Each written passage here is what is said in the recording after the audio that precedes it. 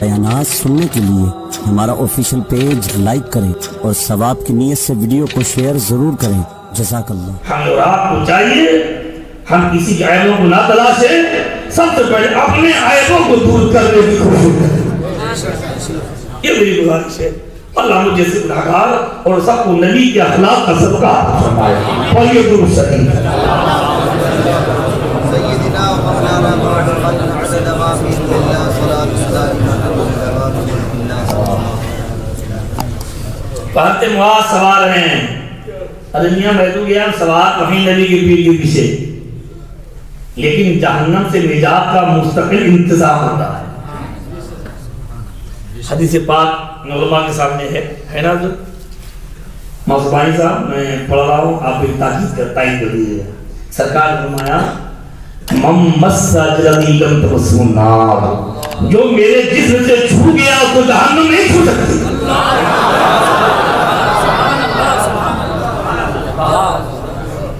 سبحان اللہ۔ اللہ کے نبی پیچھے رسول اللہ کے جسم پاک سے مس ہو رہے ہیں، ہمیں کیا چھوڑے گی جہنم؟ نبی نے جو کبھی ایک بات آگئی، ایک دسترخوان تھا وہ میلا ہو گیا، حاکم انس بن مالک رضی اللہ تعالیٰ عنہ نے گندا ہو گیا تھا تو اس کو صاف کرنا تھا، تو پانی سے دھویا نہیں بلکہ جلتی ہوئی آگ میں ڈال دیا، جلتے تلوں میں ڈال دیا، ایک دم وہ آگ میں میل کھا گئی، صاف شفاف ہو گیا۔ اس بعد نکال دیا، تعجبی کپڑا جلا نہیں، کاغذ معلوم نہیں ہے یہ وہ کپڑا ہے جو رسول اللہ نے جس سے اپنے نورانی ہاتھ پوچھے ہیں۔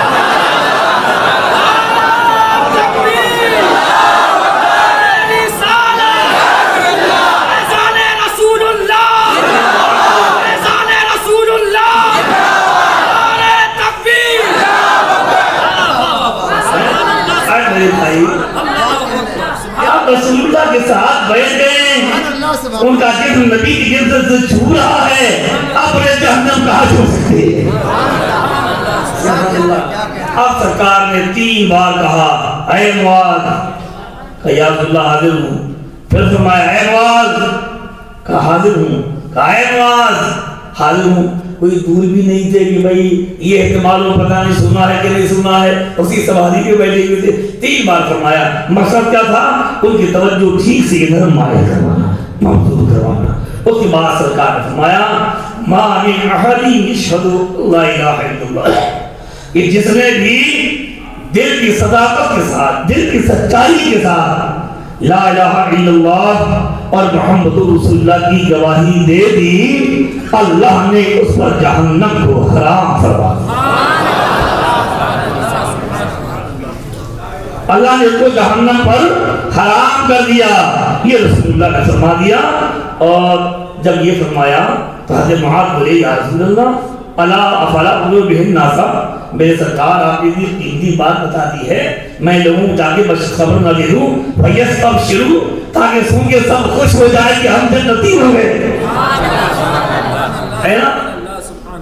جب یہ کہا تو سرکار نے فرمایا اذن یتقیو، اے میرے معاذ بات تو صحیح ہے، لیکن مقصد کیا تھا کہ ابھی اسلام کا ابتدائی دور ہے، ابھی لوگ فرائض و واجبات کے محنت و مشقت کے عادی نہیں ہونے پائے، کہیں ایسا نہ ہو یہ بشارت سن لیں اور عمل سے غافل ہو جائیں اور اسی پر تکیہ کر بیٹھیں۔ تو رسول اللہ نے سنانے کی اجازت نہیں دی۔ حضرت معاذ نے اپنی وفات کے ٹائم یہ صحابہ کو حدیث سنائی، اس ڈر سے کہیں علم چھپانے کا گناہ نہ ہو۔ بہرحال یہ بات فائنل ہے کہ جس نے لا الہ الا اللہ محمد رسول اللہ صلی اللہ علیہ وسلم کی یقین کے ساتھ پڑھ لیا، ایمان لے آیا، چاہے سزا کے بعد ہی جائے جنت میں ضرور جائے۔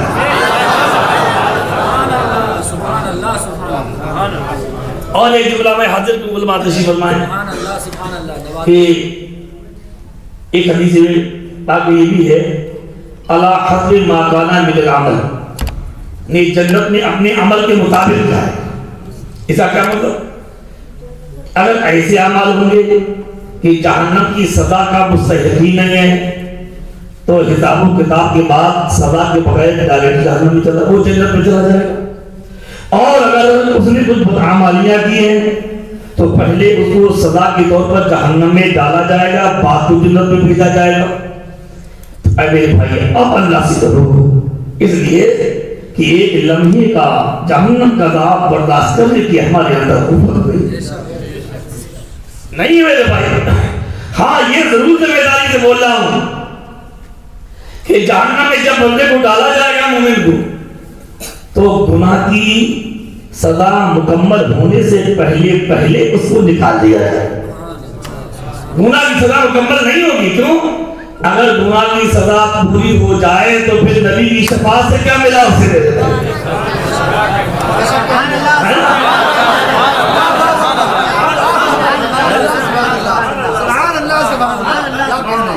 اللہ کے نبی نے فرمایا شفاعتی لہل کبائر من امتی، میری شفاعت قیامت سے میری امت کے بڑے بڑے گناہگاروں کو نصیب ہو۔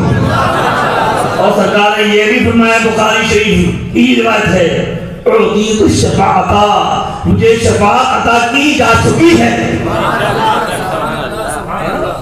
تو سرکار قیامت کے دن ہم گناہگاروں کی شفاعت، اور میرے بھائی ہمارے پاس ہے کیا؟ نبی کی شفاعت ہی کا تو سہارا ہے۔ سبحان اللہ۔ یاد میری گزارش ہے، اللہ کے نبی کی اس حدیث سے پتہ چلتا ہے کہ صرف لا الہ الا اللہ پر تکیہ مت کرو بلکہ عمل کرنے کی کوشش کرو۔ اللہ کے نبی کے صحابی ہیں حضرت عمرو ابن عاص رضی اللہ تعالیٰ عنہ۔ آپ سے روایت ہے قال اتیت النبی صلی اللہ علیہ وسلم، میں اپنے پیارے آقا کی دربار رحمت میں، آقا کی دربار رحمت میں حاضر ہوا۔ فقلت، تو میں نے عرض کیا، ابسط یمینک فلأبایعک، یا رسول اللہ دراصل ذرا غور سے سنیں، ابسط یمینک، یا رسول اللہ اپنا دایاں ہاتھ شریف پھیلائیے، میں آپ سے بیعت کرنا چاہتا ہوں۔ توجہ چاہتا ہوں، میں سمجھوں میں سرکار میں بیعت کرنا چاہتا ہوں۔ فبسط یمینہ، تو سرکار نے دایاں ہاتھ پھیلا دیا، کیا پکڑاؤ ہاتھ اور تمہیں بیعت کروں۔ نبی کا ہاتھ جانتے ہو بہت قیمتی ہے، بہت قیمتی ہے۔ قرآن فرمایا وہ ہاتھ ہے کہ اللہ کے نبی نے انہی ہاتھوں سے مکہ مکرمہ میں کفار مکہ کی طرف کنکریاں پھینک دی تھی، تو قرآن نے اس کو یوں اعلان کر دیا، وما رمیت اذ رمیت ولکن اللہ رمی، جب تم نے کنکریاں پھینکی تو تم نے نہیں بلکہ اللہ نے پھینکی۔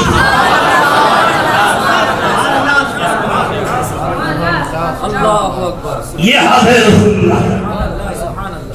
تو سرکار نے ہاتھ پھیلا دیا۔ اب ذرا سنیے، دیکھیے ہمارے ہر بار کے احباب بھی چلے آئے ہیں، اور جب آپ نبی کی حدیث سننے کی نیت سے ہر بار کو سے چلے ہوں گے، ہر قدم پر اللہ آپ کو نہیں کیا، نبی کی حدیث سننے کی نیت سے آ رہے ہیں۔ سبحان اللہ، سبحان اللہ۔ تو سرکار نے ہاتھ پھیلا دیا، تو فرماتے ہیں فقبضت یدی، سرکار نے ہاتھ پھیلایا، میں نے سمیٹ لیا۔ جب سمیٹ لیا تو سرکار نے فرمایا مالک یا اب یہ کیا ہوا؟ تم نے کہا کہ ہاتھ پھیلائیے، میں بیعت کرنا چاہتا ہوں، اور میں نے پھیلا دیا۔ اگر آج کا کوئی پیر ہونا تو پکڑ کے کمرے سے نکلوائے گے اسے، ہے نہیں؟ یہ مجھ سے مذاق کرنے ہیں، صحیح مطلب ہے میرے بھائی، یہ مجھ سے مذاق کرنے ہیں کہ بیعت کرنا چاہتا ہوں، میں ہاتھ پھیلایا، ہاتھ بیٹھ دیا، نہیں ہوئی کوئی۔ لیکن سرکار دیجیے ایسا تم نے کیوں کیا؟ تم نے کہا ہاتھ پھیلا، میں نے پھیلا دیا، میں نے پھیلا دیا، تم نے ہاتھ سے بیٹھ لیا۔ تو سنیے، فرماتے قل تو میں نے عرض کیا یا رسول اللہ اردت ان اشترطا، میرے سرکار مرید تو ہم ہوں گے، بیعت ہوں گے، لیکن بات یہ ہے کہ میں بیعت کرنے سے پہلے کچھ شرط لگانا چاہتا ہوں۔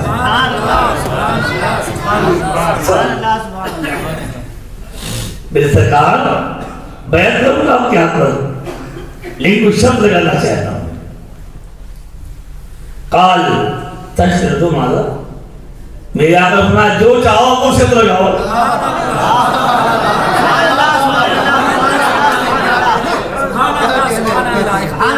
جو چاہو وہ شرط لگاؤ۔ یہ کون کہہ سکتا ہے؟ یہ جملہ وہی بول سکتا ہے جو تم عالم کی نعمتوں کا مالک ہوتا ہو. نہ معلوم شرط لگانے والا دنیا کی شرط لگائے گا، آخرت کی شرط لگائے گا، قبر کی شرط لگائے گا، نہ معلوم کیا مانگے گا. لگاؤ. قال ان یغفر لی، عرض کیا یا رسول اللہ شرط یہ ہے کہ اللہ ہماری مغفرت فرمائے، ہماری بخشش ہو جائے، ہمارے گناہ معاف ہو جائیں. اے میرے پیارے بھائی آپ ذرا غور کیجیے، یہ صحابہ کا عقیدہ کتنا پاکیزہ تھا.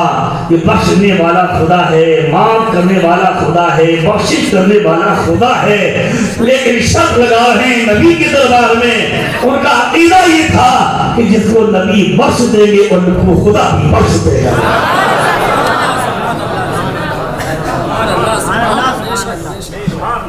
وہ کہا کہ یہ وہی ہو رہے تھے اپنی بخشش کے لیے، اور آج وہی ہوتا جھگڑا کرنے کے لیے. ہماری خانقاہ بڑی، ہمارا پیر بڑا، فلاں پیر چھوٹا ہے، آپ یہ ناپ رہنا چاہتا. ارے میرے بھائی یہ تو اللہ ہی جاننے والا ہے کہ اللہ کی بارگاہ میں کس بندے کا کیا مقام ہے.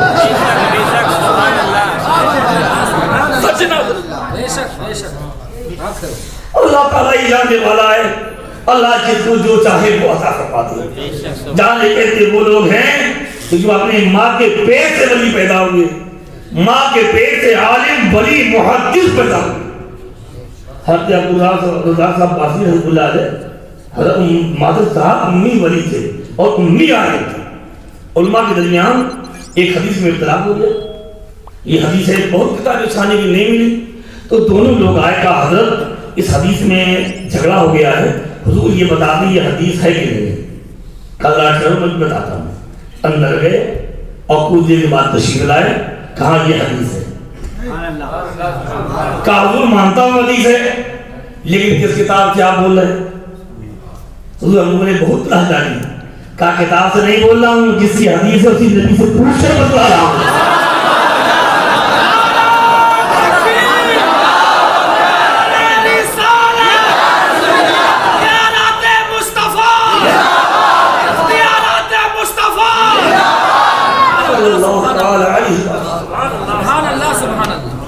میرے پیارے بھائی آپ ذرا غور تو کریں، پیری مرید مقصد نعرہ بازی نہیں ہے، گروپ بندی نہیں ہے، بلکہ پیری مریدی دلوں کو توڑنے کے لیے نہیں ہے، دلوں کو جوڑنے کے لیے. اللہ کے ہر ولی کا ادب کرنا چاہیے، ہر سلسلے کا احترام کرنا چاہیے، اور کبھی اختلاف و انتشار کی بات اللہ کے رسول کو پسند نہیں ہے. میں نے تو نبی کی حدیث کو یہ پڑھا ہے، جس کا ایمان جتنا اعلیٰ ہوگا اتنا اخلاق اتنا ہی اعلیٰ. اپنے اخلاق کو اعلیٰ بنائیے، اپنی موت قبر اور آخرت کو یاد کیجیے، یہ میری گزارش ہے. یہ سرکار علی عبداللہ میری مغفرت ہو جائے. تو میرے سرکار نے مجھے فرمایا اما علمت یا عمرو ان الاسلام یہدم ما کان قبلہ. اے عمر تم اسلام لے آئے، ایمان میں داخل ہو گئے، کیا تمہیں معلوم نہیں کہ اسلام تمام گزشتہ گناہوں کو مٹا دیتا ہے. سبحان اللہ. وَإِنَّ الْهِجْرَةَ تَهْدِمُ مَا كَانَ قَبْلَهَا، اور ہجرت تمام گزشتہ گناہوں کو مٹا دیتی ہے. إِنَّ الْحَجَّ يَهْدِمُ مَا كَانَ قَبْلَهُ، حج مبرور بھی گزشتہ گناہوں کو مٹا دیتا ہے. تو میرے بھائی ایک بات اسی حدیث کی وضاحت میں نے بھی کہی تھی کہ اللہ کے نبی نے فرمایا کہ ہجرت گناہوں کو مٹا دیتی ہے. تو ایک حدیث پاک میں ہے کہ میرے سرکار سے سوال کیا یا رسول اللہ افضل ہجرت کیا. میں توجہ چاہتا ہوں. میرے سرکار ہجرت آپ جانتے ہیں ایمان کی حفاظت کے لیے ایک جگہ سے دوسری جگہ منتقل ہو جانا، اپنی وطن کو چھوڑ دینا. مثلاً مکہ مکرمہ کے صحابہ نے نبی کے حکم پر ہجرت کی اور اپنا وطن بیوی بچے سب چھوڑ کر مدینہ شریف چلے آئے. یہ ہجرت ہے، یہ ہجرت ہے، سارے گناہوں کو مٹا دیتی ہے. کہا یا رسول اللہ افضل ہجرت ہے. تو سرکار نے فرمایا ان تہجر ما کرہ ربک. اے میرے دیوانے سنو، افضل ہجرت ہے اللہ کی نافرمانی چھوڑ دینا. اللہ کی نافرمانی چھوڑ وطن کو چھوڑ دینا یہ بھی ہجرت ہے, اور گناہ کرنا چھوڑ دینا یہ افضل ہجرت ہے. ذرا سنو, جب ہجرت سے سارے گناہ معاف ہو جاتے ہیں تو افضل ہجرت سے کتنے گناہ معاف ہوتے ہیں. میری گزارش ہے, اب وہ ہجرت نہیں ہو رہی ہے, لیکن افضل ہجرت کا موقع اللہ نے ہمیں اور آپ کو عطا کیا. ہم اور آپ افضل ہجرت کو اپنائیں اور گناہوں کو چھوڑ کر اللہ کے رسول کی اطاعت کرنے کی کوشش کریں. پڑھیے درود شریف. وبارك على سيدنا محمد وعلى آل سيدنا محمد كما صلى عليه وسلم. ان وهب بن منبه قيل له أليس لا إله إلا الله مفتاح الجنة؟ قال بلى ولكن ليس مفتاح إلا وله أسنان فإن جئت بمفتاح له أسنان فتح لك وإلا لم يفتح لك. حاتم بن منبه سے کہا گیا کیا لا الہ الا اللہ جنتی کو دی نہیں ہے؟ ایک بات اور سن لیجیے, جہاں جہاں یہ بولا جاتا ہے لا الہ پڑھ لو ایمان والے ہو جاؤ گے, تو لا الہ الا اللہ میں یہاں محمد رسول اللہ بھی داخل ہے. گویا لا الہ الا اللہ پہلے کلمے کا ایک علم ہے. تو کہا حضرت یہ بتائیے کیا لا الہ الا اللہ جنتی کو دی نہیں ہے؟ سبحان اللہ. قال بلا, اب کیوں نہیں, یعنی ہے. ولیکن لیس مفتاح الا وهو اسلم وله اسنان, مگر سن لو کہ ہر چابی کے لیے دندانے ہوتے ہیں.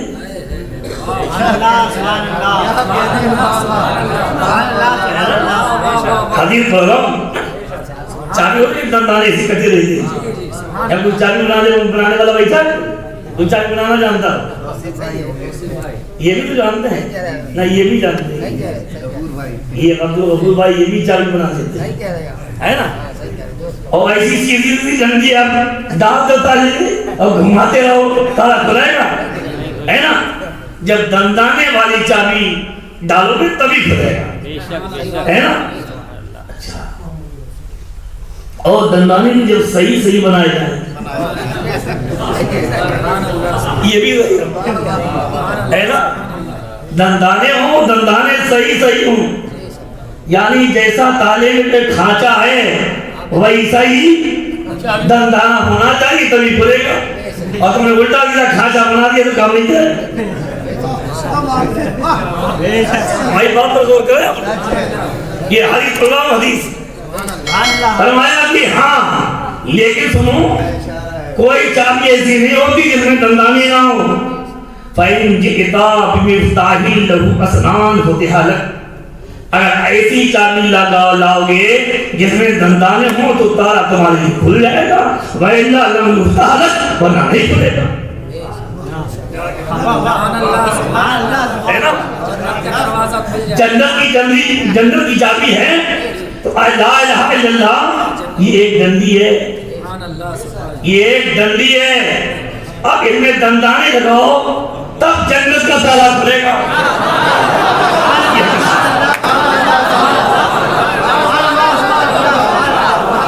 یہ حدیث ہی بولا, دندانے وائلہ لم یفتح بنانے کھلے گا.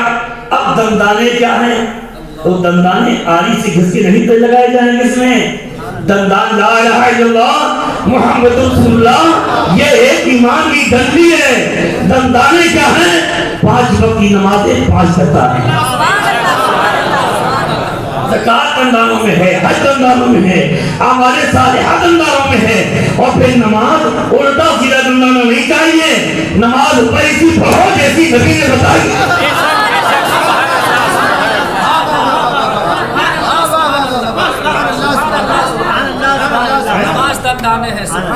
یہ دندانے تیار کرو, جنت کے دروازے پہنچو گے, دروازہ کھلا کھلایا ملے گا.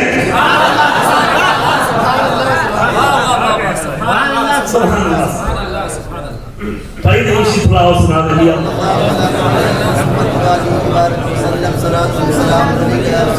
ورنہ ڈنڈی لیے پھرتے رہو گے،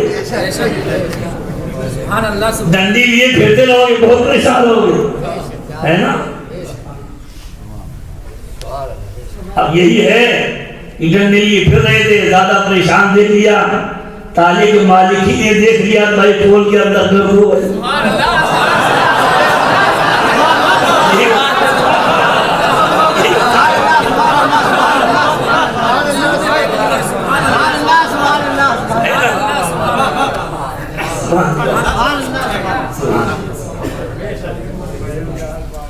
اب آگے چلیے، بس میں اب 2 حدیثیں سناؤں گا، ورنہ ٹائم زیادہ ہو رہا ہے، آپ لوگ کہیں بہت زیادہ سنا دیا، 2 یا 3 بس، پتہ نہیں کیا بات ہے، مجھے بھی پڑھنے میں بہت مزہ آ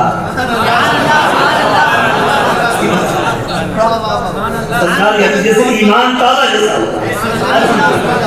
اللہ اس محفل پاک کو قبول کر لے، ہم سب کی گناہوں کو معاف کرے، اللہ ہمارے علماء حفاظ تمام حاضرین کو اپنی نعمتوں سے مالا مال۔ وعن ابي هريره قال قال رسول الله صلى الله عليه وسلم اذا احسن احدكم اسلامه وكل حسنه يعملها تكتب له بعشر امثالها الى 700 ضعف وكل سيئه يعملها تكتب بمثلها حتى لقي الله۔ اتنا کی آیت کی کیا پھر بڑھیا من جاء بالحسنۃ فلہ عشر۔ چلیے، حضرت ابو ہریرہ روایت کرتا ہے کہ میرے سرکار نے فرمایا کہ جب تم میں سے کسی نے اپنے اسلام کو بہتر بنا دیا، اسلام کو بہتر بنا لیا، اسلام کو بہتر بنانے کیا مطلب؟ دیکھو میرے بھائی، مکان کی خالی دیوار بنا لی، پلاسٹر نہیں، ٹیس نہیں، پوتائی نہیں، تب بھی مکان ہے، اور ٹیس پتھر پوتائی سب ہو جائے تب بھی مکان ہے، لیکن جب یہ ٹیس پتھر سب لگ جائے اس نے اپنا مکان بڑا بہتر بنایا ہے نا، اور جب تک پلاسٹر والا نہیں ہوا تھا تو کہتے بھائی اس نے اپنی مکان بنایا ہے، یہ نہیں کہتے صاحب بہت شاندار بنا لیا، بھی نہیں شاندار ہوا ہے، جب پلاسٹر پوتائی پائی تیل سب لگا کے بڑا بہتر بنا دیا ہے نا۔ اے میرے بھائی، جب لا الہ الا اللہ محمد رسول اللہ پڑھ لیا وہ مسلمان ہو گئے۔ اب اسلام بہتر کیسے ہوگا؟ یعنی اس نے نماز بھی پڑھی، روزہ بھی رکھا، صاحب اقتدار کا حج بھی کیا، ماں باپ کا ادب بھی کیا، بڑوں کی تعظیم بھی کی، غریبوں کا خیال بھی کیا، جھوٹ غیبت چغلی سے پرہیز بھی کیا، نبی کی شریعت پر باقاعدہ عمل کیا، تو اس نے اپنے اسلام کو بہتر بنایا۔ پیارے عزیز، اپنا ایمان بہتر کرو، اپنا اسلام بہتر کرو، فاتح کے جھگڑے مت کرو، فاتح کی باتیں مت کرو، میری گزارش ہے۔ تو کیا ہوگا؟ فائدہ کیا ملے گا؟ فَكُلُّ حَسَنَةٍ يَعْمَلُهَا تُكْتَبُ لَهُ بِعَشْرِ أَمْثَالِهَا إِلَى 700 ضِعْفٍ۔